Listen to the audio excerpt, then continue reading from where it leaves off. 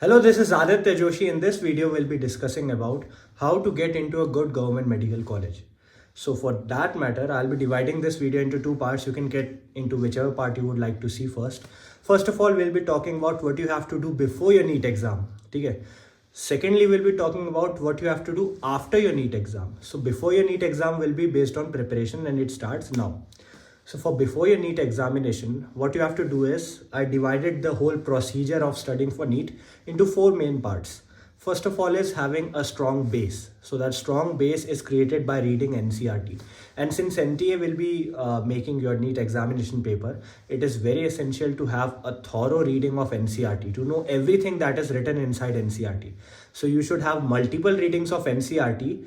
With biology, you should also focus on chemistry and physics NCERT, because many a times they just pick up direct formulas or direct equations or balancing from NCERT, that check boxes and exams or examples.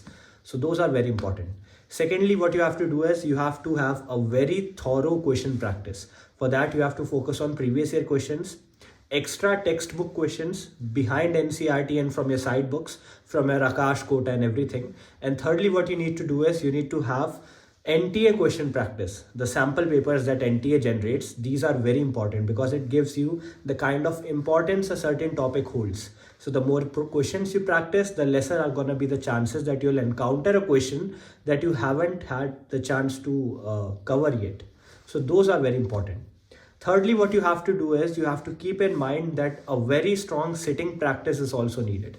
If you are unable to sit for 3 hours right now, you won't be able to sit for 3 hours during NEET exam. So I'm not asking you to study for 12 hours, 18 hours, 15 hours a day, but I am asking you to study for 3 hours. Okay, have a sitting practice, have a mixed bag of questions or sample paper of NEET, solve it, replicate it just like NEET exam. Sit for 3 hours without distraction, without phone, without calculator. Lastly, I need you guys, the fourth point will be study from your own notes. If you have created your notes, if those notes are in your handwriting, you have made diagrams and replications and everything in there, then I would like you guys to go through and have a thorough reading of that, because our mind is capable of having a better grasping power when it receives visual input. That's why you are able to remember those memes, online memes, far better then you are able to remember the notes and the text which is written in your NCERT. So having a very thorough reading of your own notes is very essential. So having a base, sitting practice, question practice and notes. These are the four main parts. Now coming over to what you're going to do after your NEET exam, because post NEET exam steps are very important.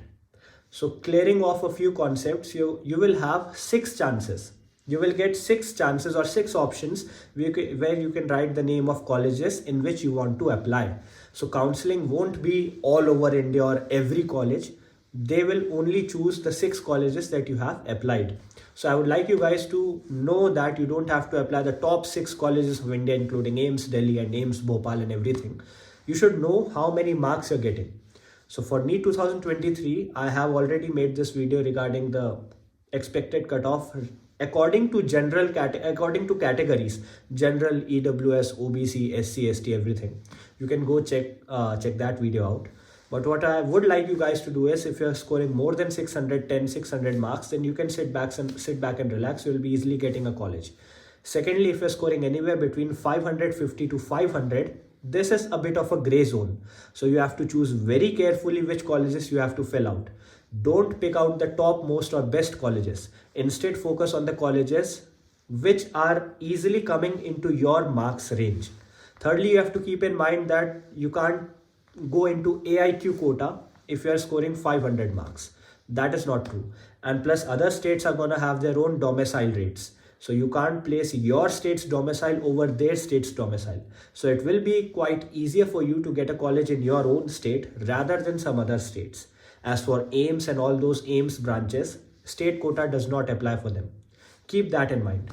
You don't necessarily have to pick a government medical college, although that will be your first choice. You can pick deemed to be university or deemed universities. They are cheaper than private or semi-private colleges. Lastly, you're going to have to pick private colleges, because private colleges will cost a lot, anywhere between 50-60 lakhs to 1.5 cr. They depend on which category you belong to, which state you belong to, do you have domicile, and how many marks you're getting. So that is entirely a different discussion. But I would also like you to keep this in mind. See, for today's day and age, MBBS is facing a saturation point. Saturation is coming to MBBS. That means a lot more people are suggesting to go beyond MBBS. They'll be pursuing NEET PG or post graduation. So MBBS, after MBBS, since from 2023 we'll be having next exam instead of NEET PG and FMG. If you're also pursuing MBBS from MBBS abroad, I have made numerous videos on MBBS abroad also. If you're pursuing MBBS from MBBS abroad or private college or government college or deemed to be university or from anywhere, you will all be equal after MBBS if you all have cleared next examination. So don't listen to people who are saying that if you're going to MBBS abroad or if you're going to private colleges, तुम्हारी औकात नहीं है, you are not as capable as someone who is doing MBBS from government medical college. Because all of you will be facing, all of us will be facing this exit examination, next exam. So anyone and everyone who will clear next exam will be equal and will have equal opportunities to sit into NEET PG.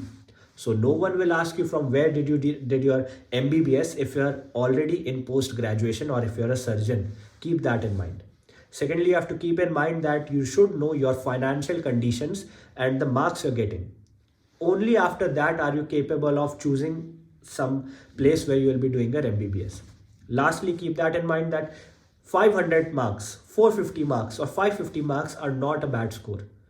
We all know the reality of India. We all know the horrible reality of India. Like when I gave NEET, there were almost 16-17 lakh students and the government medical seats were somewhere around 45,000.